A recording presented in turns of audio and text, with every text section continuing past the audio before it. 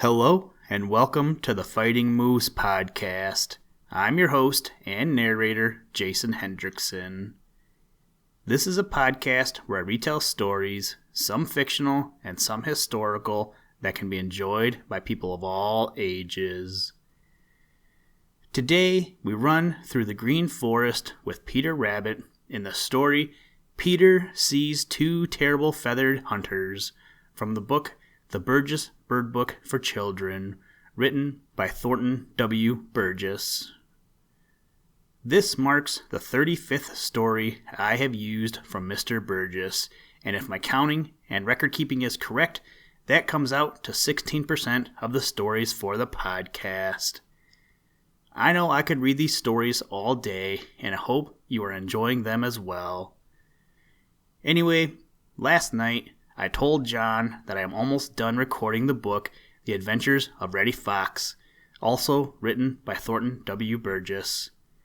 He was pretty excited about that when I told him. Then I asked him what I should do for today's episode. He asked if there was a Hooty the Owl book. I didn't know, so I went looking for one. I'm sad to say, there's not a Hooty the Owl book.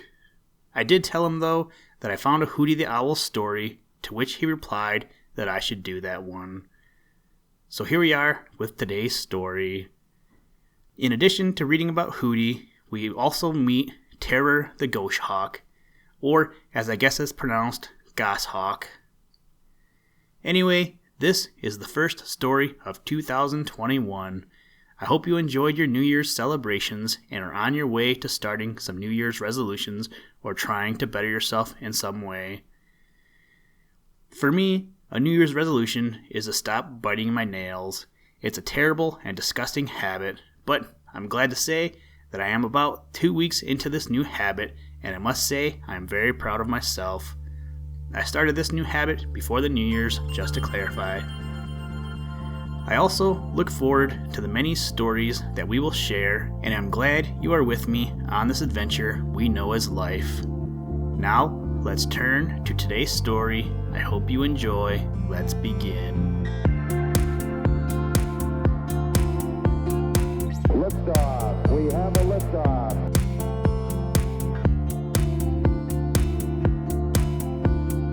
We choose to go to the moon in this decade and do the other things, not because they are easy, but because they are hard.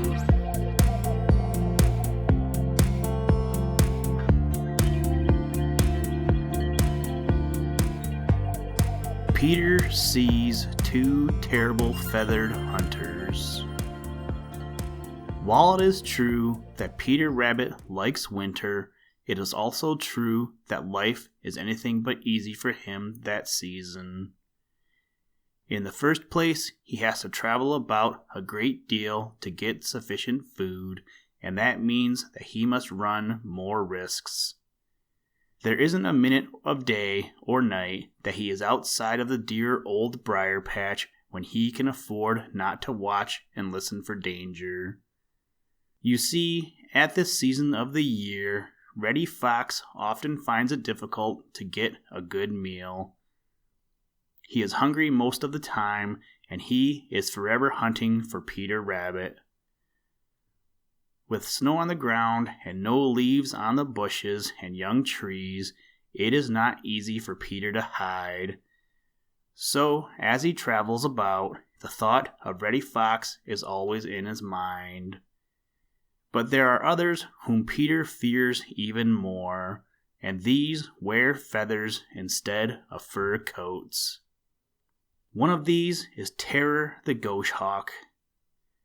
Peter is not alone in his fear of terror. There is not one among his feathered friends who will not shiver at the mention of Terror's name. Peter will not soon forget the day he discovered that Terror had come down from the far north and was likely to stay for the rest of the winter. Peter went hungry all the rest of that day. You see, it was this way. Peter had gone over to the Green Forest very early that morning in the hope of getting breakfast in a certain swamp. He was hopping along, lipperty-lipperty-lip, with his thoughts chiefly on that breakfast he hoped to get, but at the same time with ears and eyes alert for possible danger, when a strange feeling swept over him. It was a feeling that great danger was very near, though he saw nothing and heard nothing to indicate it. It was just a feeling, that was all. Now Peter has learned that the wise thing to do when one has such a feeling as that is to seek safety first and investigate afterwards. At the instant he felt that strange feeling of fear, he was passing a certain big hollow log.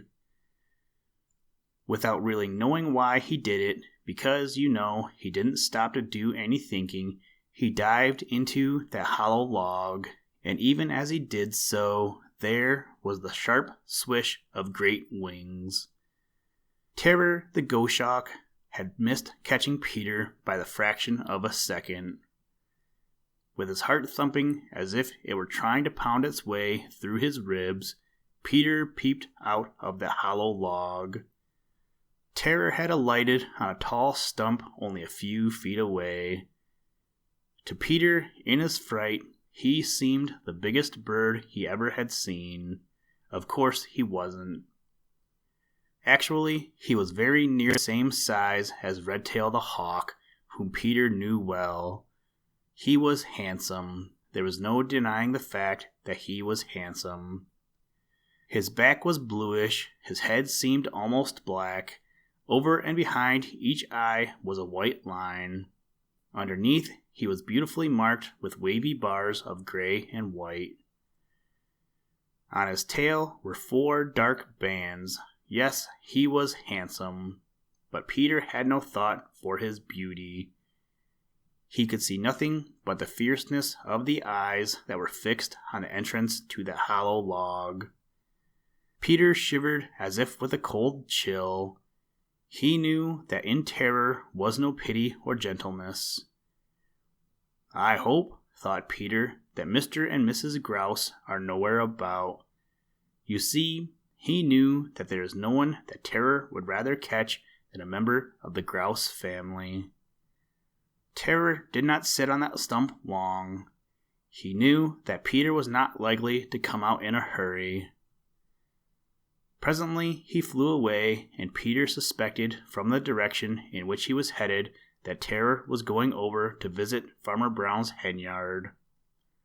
Of all the members of the hawk family, there is none more bold than Terror the Goshawk. He would not hesitate to seize a hen from almost beneath Farmer Brown's nose.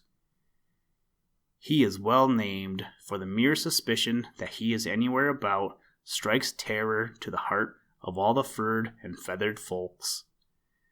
He is so swift of wing that few can escape him, and he has no pity, but kills for the mere love of killing. In this respect, he is like Shadow the Weasel.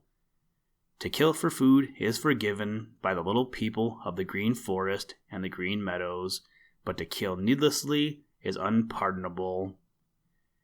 This is why Terror the Goshawk is universally hated and has not a single friend. All that day, Peter remained hidden in that hollow log.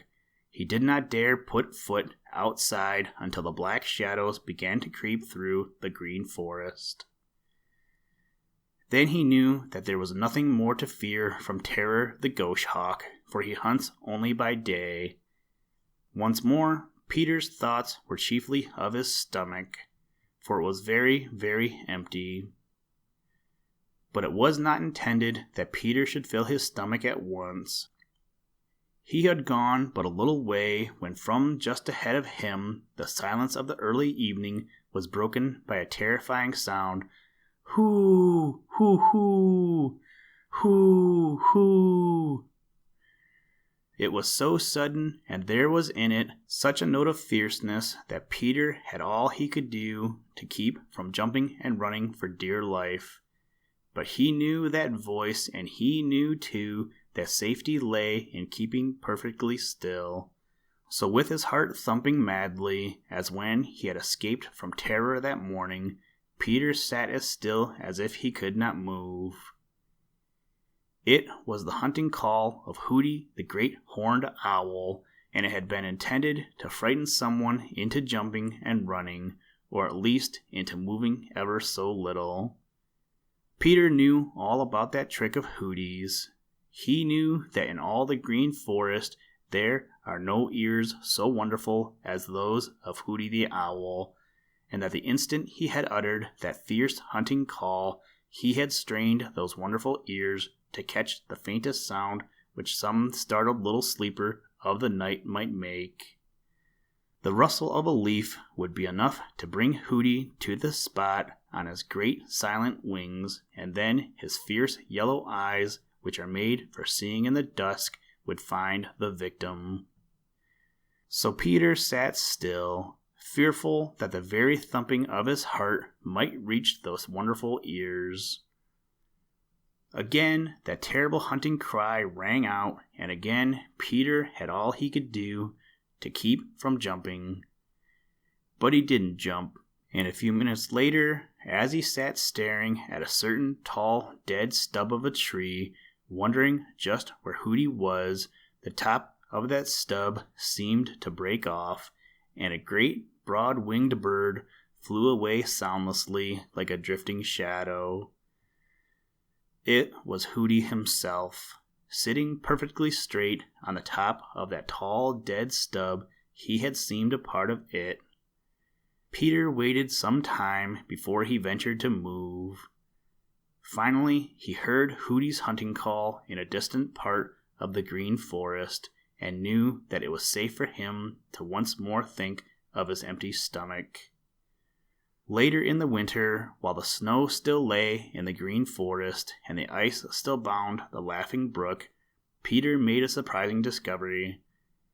He was over in a certain lonely part of the green forest when he happened to remember that near there was an old nest which had once belonged to Redtail the hawk. Out of idle curiosity, Peter ran over for a look at that old nest. Imagine how surprised he was when, just as he came within sight of it, he saw a great bird just settling down on it. Peter's heart jumped right up in his throat. At least that is the way it seemed, for he recognized Mrs. Hooty. Of course, Peter stopped right where he was and took the greatest care not to move or make a sound. Presently, Hooty himself appeared and perched in a tree near at hand. Peter has seen Hooty many times before, but always as a great drifting shadow in the moonlight.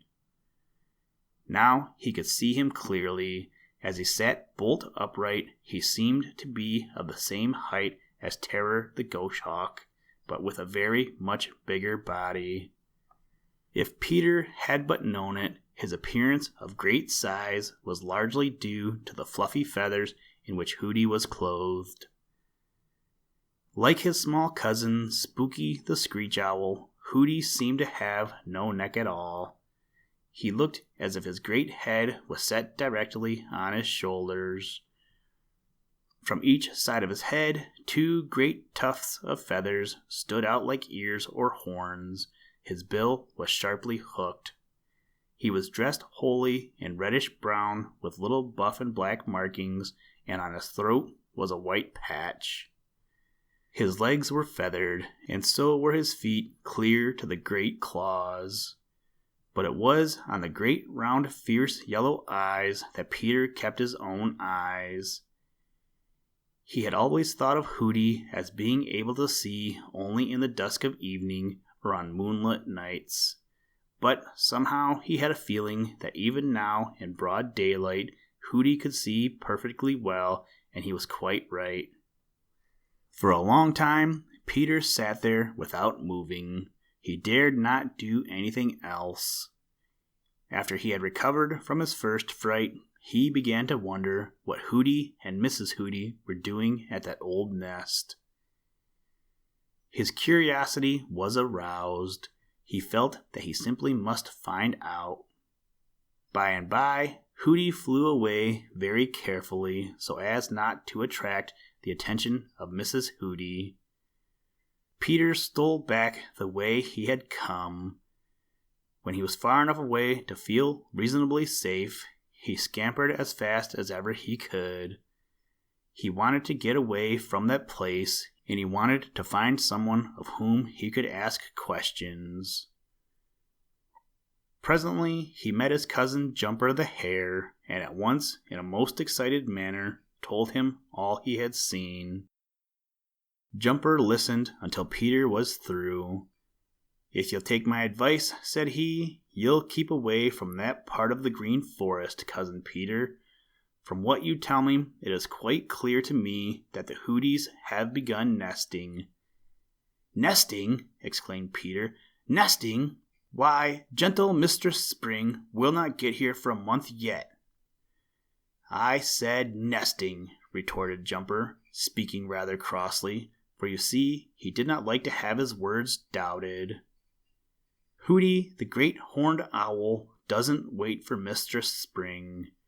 He and Mrs. Hooty believe in getting household cares out of the way early. Along about this time of year, they hunt up an old nest of Redtail the Hawk, or Blacky the Crow, or Chatterer the Red Squirrel, for they do not take the trouble to build a nest themselves. Then Mrs. Hooty lays her eggs while there is still snow and ice. Why their youngsters don't catch their death from cold when they hatch out is more than I can say. But they don't. I'm sorry to hear that the Hooties have a nest here this year. It means a bad time for a lot of little folks in feathers and fur. I certainly shall keep away in from that part of the Green Forest, and I advise you to. Peter said that he certainly should, and then started on for the dear old briar patch to think things over. The discovery that already the nesting season of a new year had begun turned Peter's thoughts towards the coming of sweet Mistress Spring and the return of his many feathered friends who had left for the faraway south so long before. All great longing to hear the voices of Welcome Robin and Winsome Bluebird and Little Friend the Song Sparrow swept over him, and a still greater longing for a bit of friendly gossip with Jenny Wren. In the past year, he had learned much about his feathered neighbors, but there were still many things he wanted to know, things which only Jenny Wren could tell him. He was only just beginning to find out that no one knows all there is to know, especially about the birds, and no one ever will. Listen, Tranquility Base here. The Eagle has landed. That's one small step for man, one giant leap for mankind.